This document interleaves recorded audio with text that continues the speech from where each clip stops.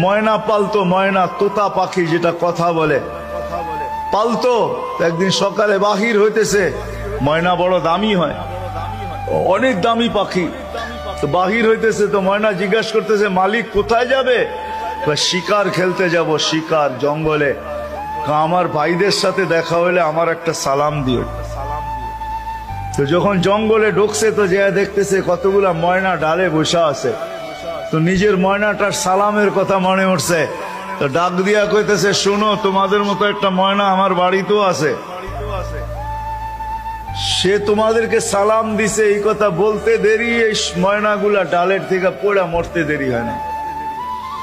তার মন খারাপ হয়ে গেছে যে ওর সালামে এমন কি বিষ মিশানো ছিল যে এত দামি দামি 12-13টা ময়না মরে গেল। তো শিকার না খেলেই বাড়িতে চলে আসছে। তো ময়না জিজ্ঞাসা করছে মালিক এত তাড়াতাড়ি ফিরলে, হাতে তো কোনো শিকার দেখি না। তুই কথাই বলিস না। বলে কেন? তোর সালামে এমন কি বিষ ছিল